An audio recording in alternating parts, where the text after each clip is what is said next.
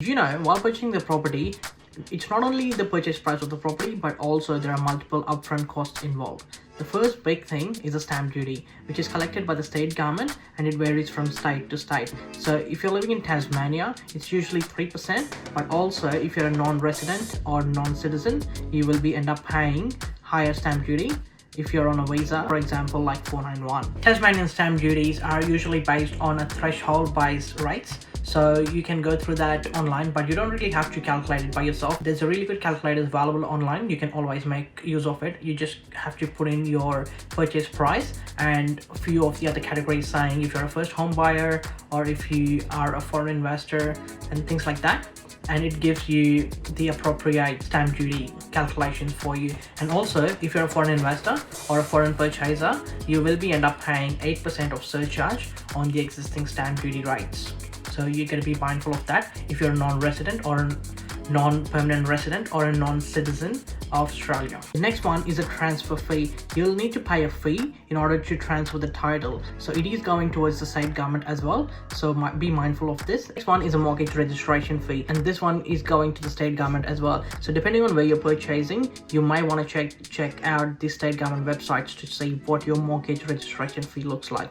And thankfully, this is not a big cost. It's only usually in hundreds. Legal and conveyancing fee. This is one of the most important parts of purchasing a property, and these are the people, conveyancers or solicitors, who will be able to help you put down the contract in place, put down the right clause in place when necessary, and also have the contract proofread. The contract is actually in your favor and not against you. The specialists, these are the professionals, they know exactly what they're doing, so make sure you get the right person, right conveyancer solicitor. Usually the solicitor will be able to help you if there is any legal proceedings further down the line regarding your property. However, if you think your property is a clear title and all the structures have been approved by the council, you don't really need a solicitor. You can always go with a conveyancer who does the same job as well, but won't be able to give you any legal advice. Also, choosing a conveyancer over a solicitor will save you hundreds of dollars. One would be the mortgage application fee. Most of the banks don't really disclose all these fees, but after the Royal Commission, it is mandatory for all the banks to disclose what are the fees they are charging you. So it's really important for you to ask them what are the charges involved, what are the fees involved, and you can always ask them to itemize all the costs clearly so you have an idea what you're actually paying for. So when someone says it's a free service, it's not a free service.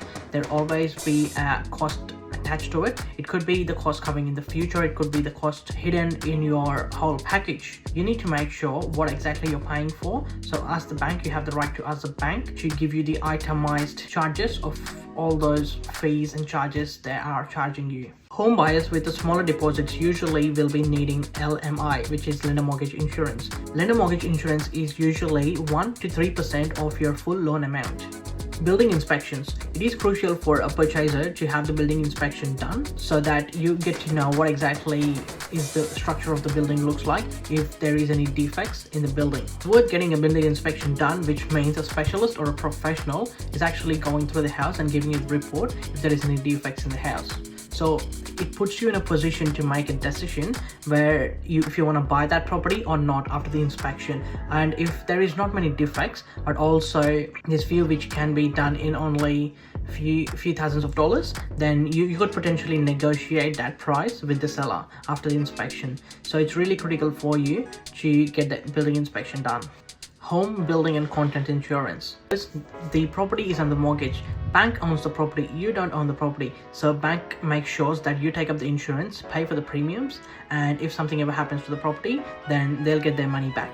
House moving charges. This can vary drastically depending on how much stuff you have. These charges could vary somewhere between 500 to up to 4,000 sometimes if there is a massive stuff to be moved. So it is ideal to get 3 to 4 quotes in order to get the right person to do the job for you. And also, electricity, gas and internet is a really must. So you need to make sure even before you move into the house, you need to contact all these providers, get the codes, best price for you, always shop around and get these connections set up even before you move into the house. Because what happens, you've paid all this money, you've got your new home, but you don't have any electricity, you don't have any internet in the house. So what are you going to do? No aircon, no lights, no Wi-Fi, no TikTok, no YouTube. So you need to make sure you're on top of these connections.